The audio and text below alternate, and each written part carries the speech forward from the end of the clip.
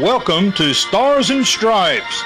Our flag is the symbol of freedom and justice for all. Many brave Americans fought and died for this freedom. America was founded on Judeo-Christian principles. When we allow our Constitution to be destroyed and God is taken out of America, there is and can be no freedom. Right now we have as my guest Dr. Derek L Partee, who is chairman of the Black Republican Caucus of North Carolina. Welcome to Stars and Stripes, sir. Thank you very much, Ken. Actually, it's Derek Partee, not Dr. Partee. That's all right. I appreciate the promotion, though. I appreciate it. Well, you know, you say those things as if they were. One of the things, you might become a doctor soon. Well, that's in the plan. Amen. Okay.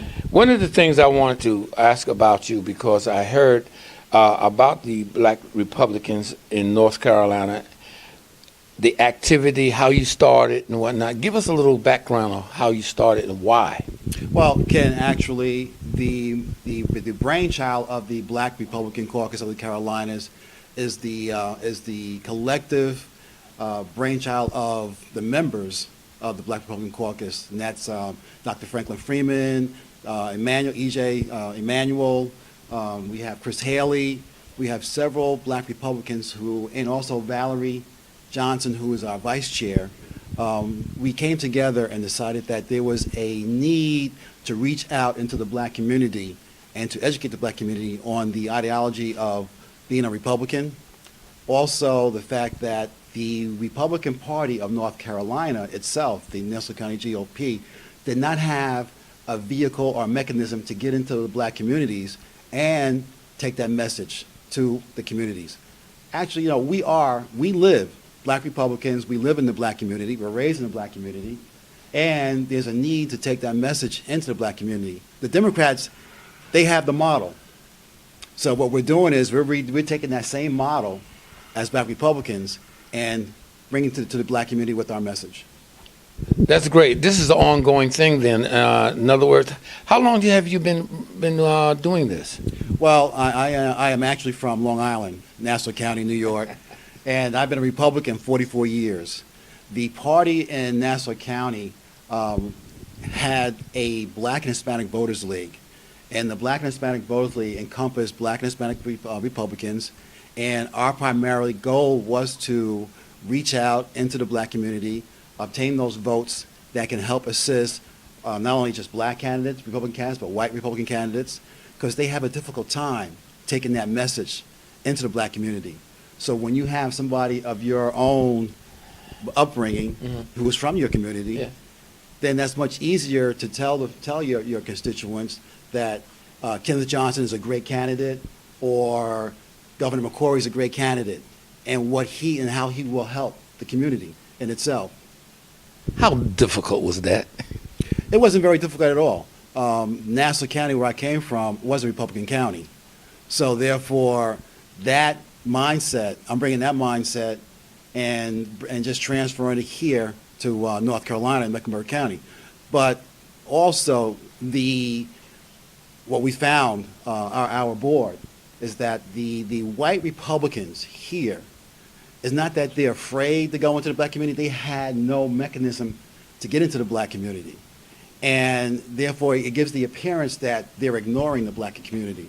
And that's not what we want to project. We want to project the fact that we, as Black Republicans, we are able to reach into the Black community and not change the mindset, but there are also Democrats, unaffiliates, who think conservative. There are Black Democrats, unaffiliates, who have the same ideology that we have. And then you have Republicans who just dropped out of the system because they're tired of being bullied. And there is that, and I call it bullying, because if I come to you as a white Republican, well, white Republicans automatically don't think that we are on the same level as conservatives that they are. Do you think that Democrats take the Black vote for granted? You know, I wouldn't say taking it for granted.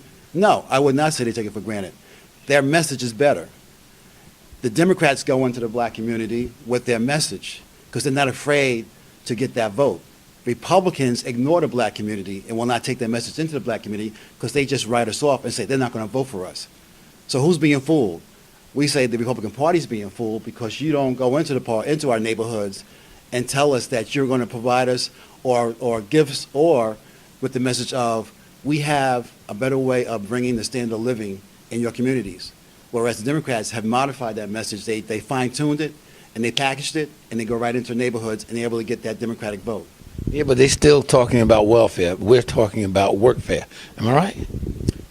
The Republican Party is more into working as opposed to having welfare. Well, what's hurting us more?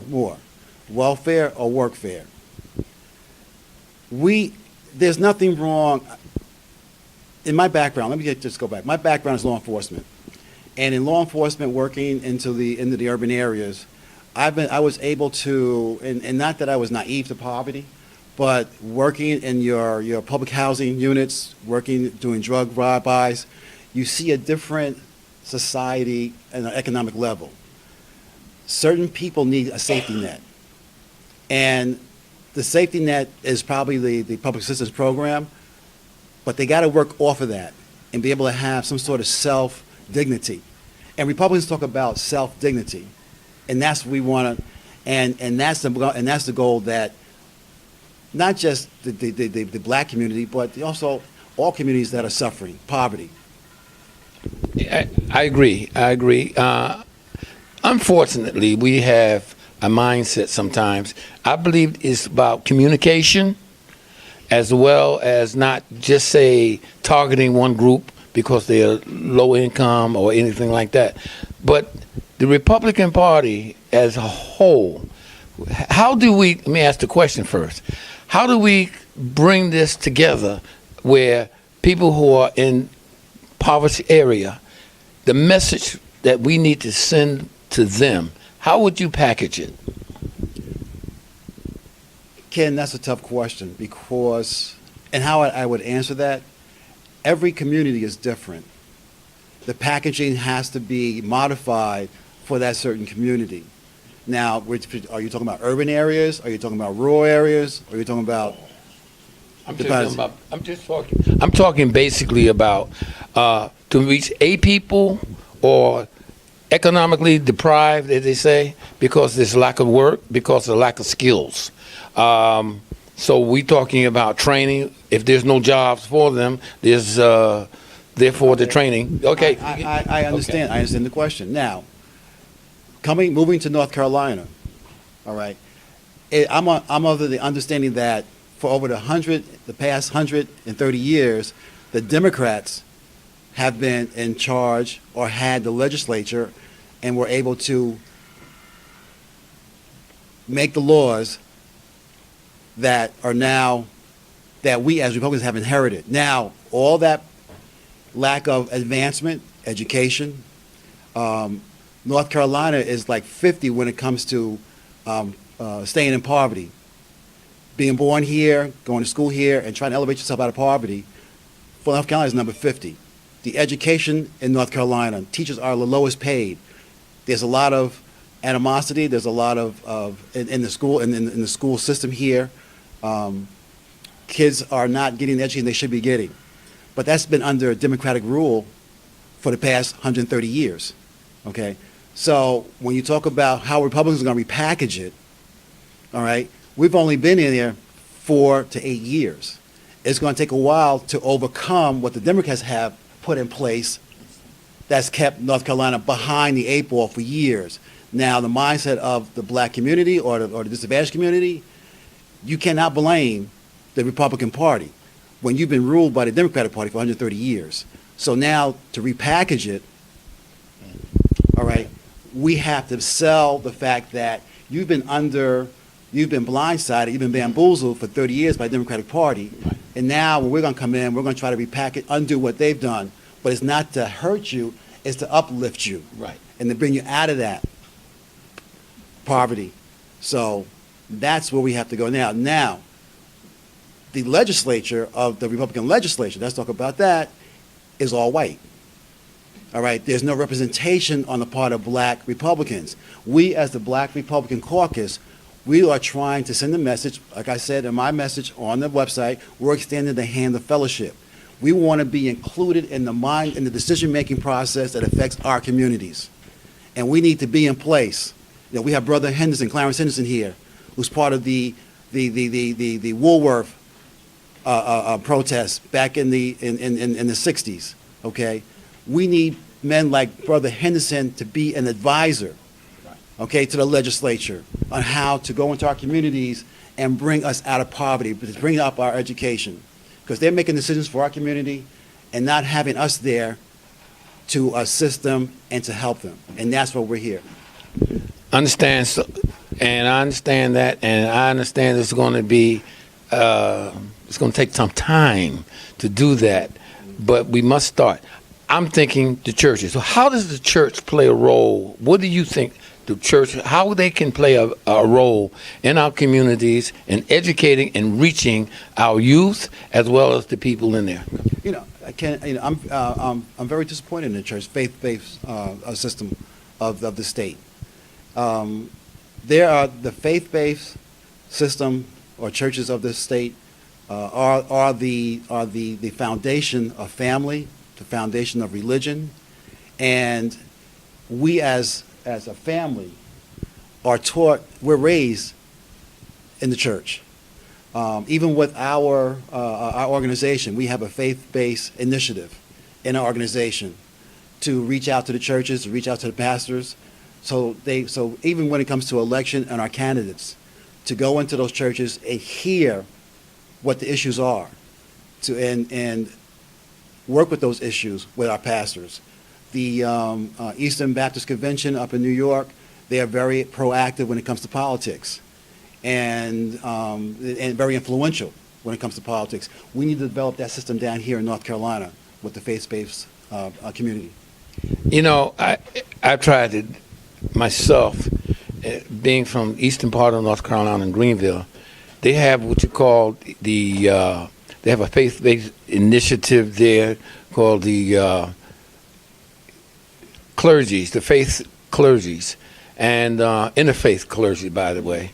And one of the things they're trying to do is to communicate and bring people out of the darkness, so to speak. Mm-hmm. All of us are from New York that's trying to do it. Unfortunately, so unfortunately, you say, you the enemy coming down here trying to take our tradition away. Well, your tradition is putting you in bondage. So what we're trying to do is not take it away. We're trying to show you another way. Yes. You know? So can you comment on that, please? Well, it's predicated upon the ministers in their regions. There's a need, like you said, the Eastern Baptist Convention is one aspect that I'm familiar with, that reaches out to politicians. Politicians come in, we sit down, we speak about the needs of the community, and the ministers have a segue into working with politicians, and working with politicians, you're working with the constituency of those churches, and constituencies leads to votes. So you say there may be some resistance, but if we sit down with and reach out to the ministers, and we have not had a problem, Dr. Franklin Freeman and myself, working with John Powell, who was a candidate for City Council at Large in Mecklenburg County. Every Sunday we were in a church, and we were received by every pastor and every minister that was there, and it was an awakening to the fact that they would even say, "Thank you for coming," and come back. Don't wait until it's time to run again, but always come back, and you're always welcome. I'm going to go further and ask, maybe you get an opportunity to invite you to Greenville, to some of the faith-based initiative guys that's down there, the interfaith clergy. They have every fourth Thursday, they have a meeting at 12 o'clock. Now, one of the things I know for a fact that is needed is educating them on policies, on anything to do with politics, because they always felt, one person told me, separation of church and state, but they misunderstood all of that. And they didn't want to get into it and whatnot. So this is an election year that's necessary, that we want to take back our country. I'm going to put it that way. And we need to be educated and not be fighting amongst ourselves. What do you think?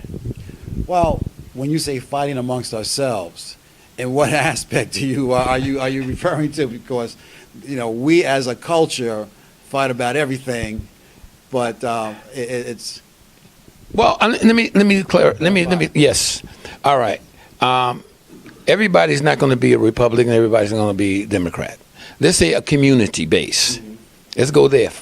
In every community, there's a church, just about on every corner. Right. It needs to be addressed. What's going on in our country, what's going on in our community, because a lot of the churches in the four walls, they won't go outside. We got gangs. I work in a prison. I minister to these guys. They need help because they're not guided. A lot of those fathers are in prison, and you got generations like that. All right? So what can we do to better communicate to these churches that they are needed in these communities, in their own community? Well, here again, number one, I would say to the ministers, what is the basic needs that we as human beings work for, need to survive? And that's the message that I believe congregations, when I walk in as a politician, I'm there to say that the quality of life is more important to our community, and I'm here to better the quality of life. And to stay focused on the fact that we need in our community jobs. Okay, we need to upgrade the education, right? Because without the education, our kids fall into the gang mentality. Right. We need jobs for our youth. We need to have programs where we can guide our youth into jobs where they even feel self-actualization. They feel better about themselves. Okay, not just rapping and not just being an athlete. Right. The ministers need to maybe bridge with the school or just amongst themselves start developing programs where we can identify that this is what our communities need, and then it's a slow process. It's a slow process, and the excuse that we get is budget. Where are we getting the money from? Now, I understand a lot of these churches got what you call 501c3, and they got programs. Right. Okay. And I really didn't want to go that far, but I tell you. But you're going that far now. I'm sorry. You want to take it there, okay? Because that's the reason why you're not getting participation. Because I don't have a job, and my main thing, I got to eat. Okay? There's a cause and effect. There's a cause and effect. Also, not every church is for the community. You have to identify that. You have a lot of churches out there, and so what are they there for? Are they there for the community, or are they there for pastor needs a new car? All right, it's pastor's anniversary. All right, guys, let's keep it real, Ken. All right. I'm saying, it's and a lot of people are afraid to say that. All right, but you got to identify which church. But you got to identify which church is there for the community and which church is there for the pastor. That's why it's the process of elimination. That's why we developed the interfaith clergy, because those men and women that come together that once a month, we identify them as those who are participating in their community and they want change. Mm-hmm. We can't walk outside of our community with our old lady or one of us getting beat up because of one of these gang members. Mm-hmm. I'm not going to be afraid to be in my community, because you either take control of it or you ain't going to run it. Mm-hmm. It's just like the prisons. Wow. When you go into the area of law enforcement, that's a whole different mindset. Okay, we have Brother Chris Haley here, who was chairman for Mecklenburg County, retired state trooper, also an expert in criminal justice, and also a former instructor in the academy. And we also former law enforcement myself. that whole gang culture is a different culture, and it's got to be identified by the schools. It's got to be identified by the police department. Right. And you need experts to come in here and teach your teachers how to identify them at first. There's a whole process, and if this state buries its head in the sand, that's on the top law enforcement agent, officer, or elected official in this state to say that he is denying the fact that this state has an issue or a problem when it comes to gangs. Okay? Now, there are programs that we can institute, but it has to be on the part of our elected officials. Go ahead. Okay? The churches would have to go to elected officials and say, we have a problem, and we need to identify, and we need help now. So, And I think let's go back and say that since we're going to do it collectively, right. proactively, we got to take control of it with the radio stations, the newspapers. We also have the police department, the chief of police, working with us right now with the faith-based initiatives that we're doing in Greenville. Mm-hmm. It's a slow process, but it has to be addressed. All of it has to be addressed. Now we're going to talk about economic development programs, mm-hmm. training programs. Okay, you got to initiate all of that into our communities. It takes a village to raise a child. Okay, so we got to go back to that. I was raised, you and I both raised into that situation. Right. What happened? Well, what happened was your Democrats, and let's go back to education.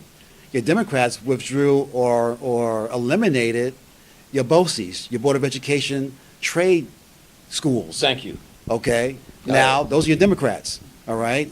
Now these kids have no vehicle when they have in high schools. Not everybody's going to college.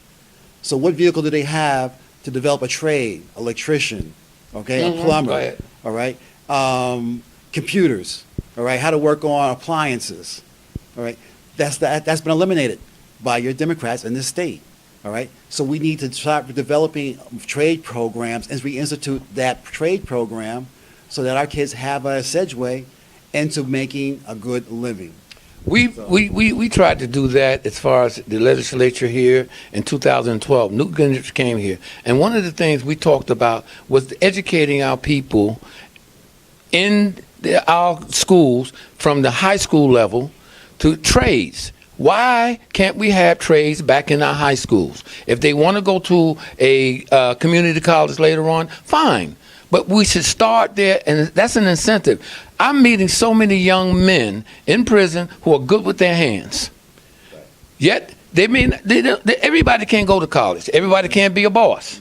Somebody got to work for somebody. And mechanics make very good money, especially plumbers. Try calling one. Absolutely. No, I agree. I agree wholeheartedly with you. So therefore, how do we do that? All right, we got to find politicians, we got to find candidates who are going to work in that area for us. Go ahead. Whether you're a Democrat or Republican. Thank you. All right, you got to identify who's going to bring your community up, who's going to work on for your issues.